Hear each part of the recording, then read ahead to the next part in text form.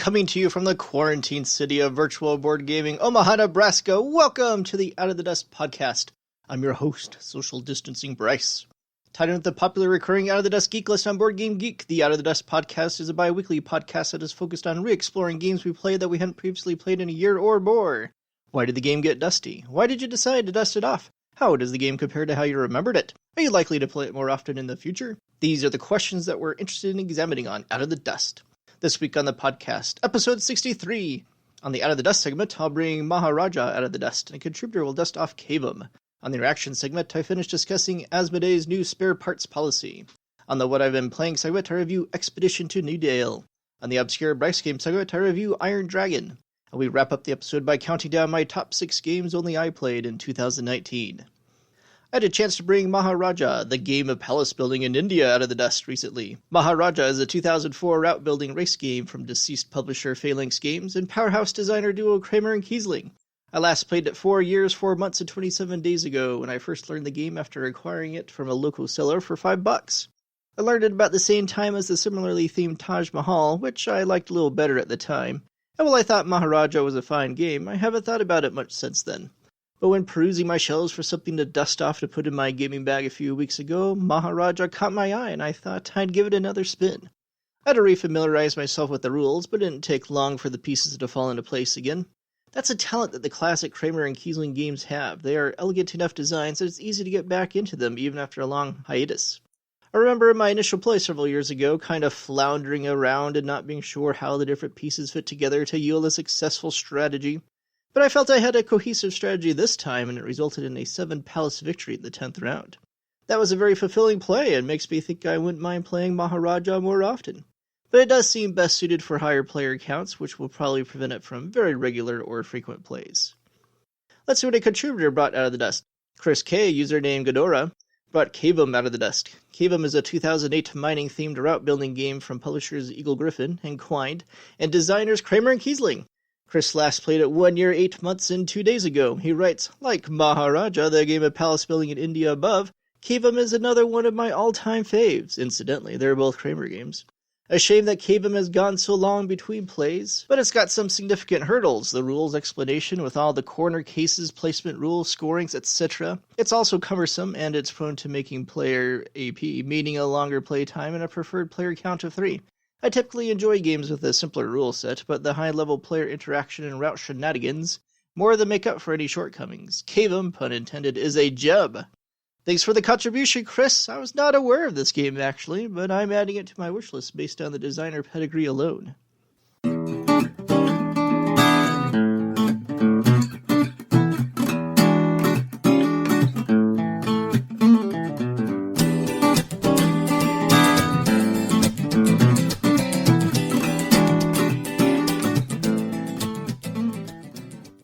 Reaction segment time. This week on the reaction segment, I finished reacting to publisher Asmodee's new spare part policy. Last episode, I reviewed Asmodee's silly explanation. In this episode, I'll take a look at the community's reaction. Naturally, there has been a large outcry over this issue from board gamers. There are a few people defending Asmodee for some reason, pointing out that this return policy is no different from most other consumer goods. But board games are not like most other consumer goods. They are a niche luxury item made by artists and produced by personable companies. Most board game companies thrive on customer service and creating relationships with their consumers. But I guess Asmodee feels they've gotten too big to care about relationships anymore. Unsurprisingly, this new policy has garnered a lot of questions from board gamers, which Asmodee has pitifully tried to respond to in the form of a very brief FAQ on their website. Immediately and glaringly missing is how this new policy will affect purchases from major online retailers like CSI and Miniature Market. Asmodee mentions local stores, big box retailers, and their own company websites, but they don't mention the major online retailers at all. Are customers purchasing from them going to be out of luck? Who knows? But even if the major online retailers will have their own section in the FAQ in the future, I can't imagine they're going to be thrilled with the extra burden placed upon them. And what about out-of-print games? There are going to be plenty of games that sell out fast and then can't be replaced entirely. And there are going to be plenty of instances where a gamer stumbles upon a copy of something that has sold out everywhere else, with no plans of a reprint. One of Asmodee's major brands is Z-Man, notorious for rarely doing reprints and only printing very limited quantities of games up front. There are going to be a lot of people screwed by Z-Man games alone. And I haven't even mentioned the waste involved. What's going to happen to all those games with a single piece missing? I shudder to think about it. Obviously, I'm not a fan of this new policy. It is going to make things more tedious and frustrating for consumers. It probably won't affect Asmodee much at all. People will gripe, but they're still going to buy their games. In fact, I'd be a hypocrite if I said I was considering otherwise. Of course I'm going to keep buying Asmodee games. I'm just going to think of the company less than I already do. And I will think twice about buying the game new. In fact, I think I will be much more inclined to buy Asmodee games used in the future, as that means somebody else has already inventoried the game for me.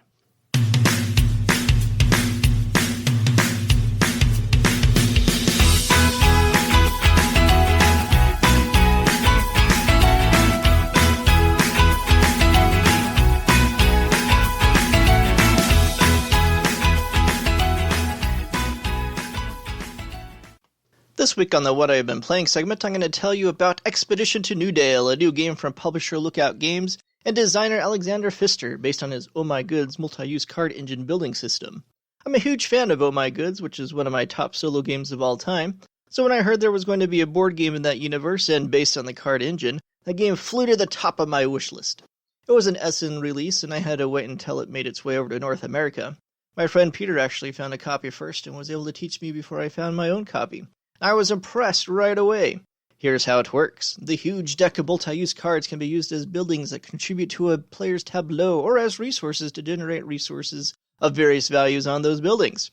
At the beginning of each round, an event is flipped over that has a certain combination of colored workers depicted. Then players assign their action discs to the buildings in their tableau or to worker placement spots on the action board.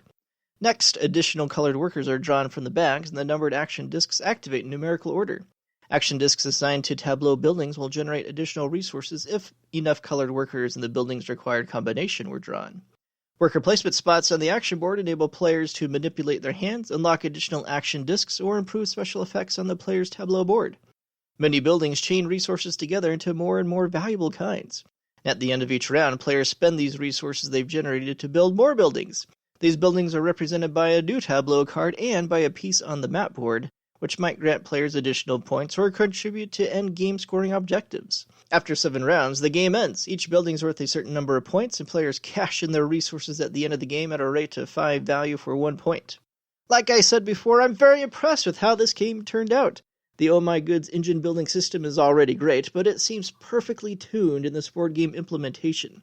The use of the action discs and the addition of worker placement spots emphasizes the importance of hand manipulation, and the cards feel more multi-use than ever before.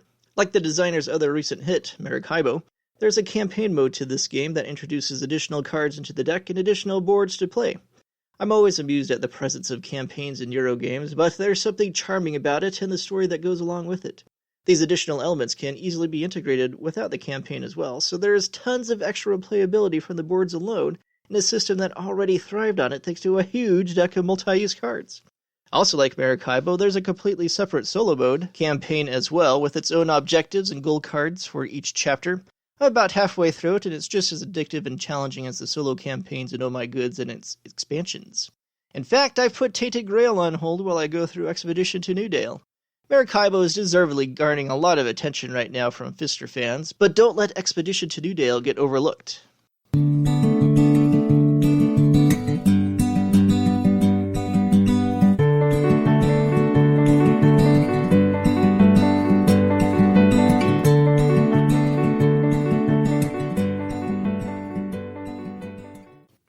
Obscure Bryce Game segment time. This week on the podcast, I'm going to tell you about Iron Dragon, my favorite entry in the Crayon Rails series. Iron Dragon was published by Mayfair Games in 1994 from designers Darwin Bromley and Tom Wham.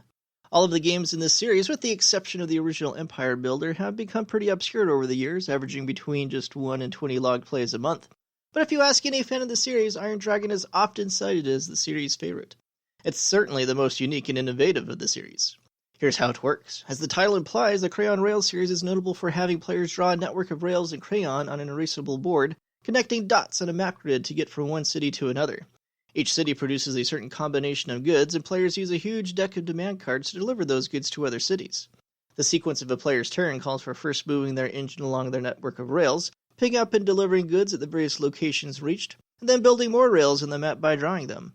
Drawing these rails on the map costs money, and money is earned for each delivery. Much of the game is spent delicately balancing the influx of funds and using those funds to expand the player's network of rails and upgrade engines that go faster or can carry more goods than the starting engine. A deck of engineer cards, which is one of the innovative elements unique to Iron Dragon, grants players variable player powers that make building in certain types of terrain cheaper than usual. Ultimately, the game is a race game as players try to be the first one to connect all but one of the major cities on the map to their network of rails and earn $250 million. Playing a Crayon Rail game for the first time was a revelatory experience for me and one of the defining moments of my board gaming history. The concept of actually drawing on a game board was unlike anything I had encountered before and blew me away. It wasn't long before I had acquired all dozen titles in the series for my collection. But Iron Dragon does stand above the rest. It's got the most interesting assortment of terrain on the map and the most interesting event cards that get triggered at certain times when drawn from the demand deck. The map is larger than any other title in the series, which really gives the game an epic feeling that matches its fantasy setting. I just love seeing the interconnected multicolored networks of rails on the map at the end of the game. It's one of those games that is very satisfying just to have built something, even if you don't win. But it's also one of those games that if you do win, you definitely feel like you earned it. For those looking to get into the Crayon Rail series, I usually recommend going with the map that is closest to your geographic location. Empire Builder, for those in North America, for example. But the fictional maps are also good options to start off with or follow up with because the fictional terrain puts all the players on a level playing field. Plus, it's hard not to take a look at the cover of either edition of Iron Dragon and get excited for the game.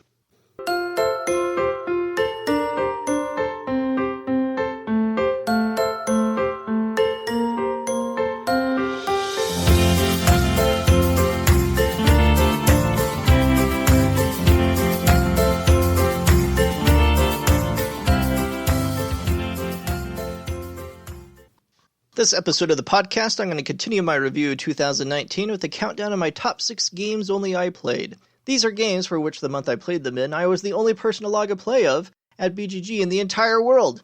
I usually have enough games that qualify to make an entire top 10, but more people must be logging plays, which is a good thing, because I only have 6 this year. Number 6, Canimals, We Can Do It! I was the one who added this game to the BGG database, so it's not surprising I'm the only one who has logged any plays of it so far. That's a Korean dexterity curling style game that replaces curling stones with the cute Canimals cans. My kids love it, and I'm happy to join a game of it every now and then. Number 5, For Glory.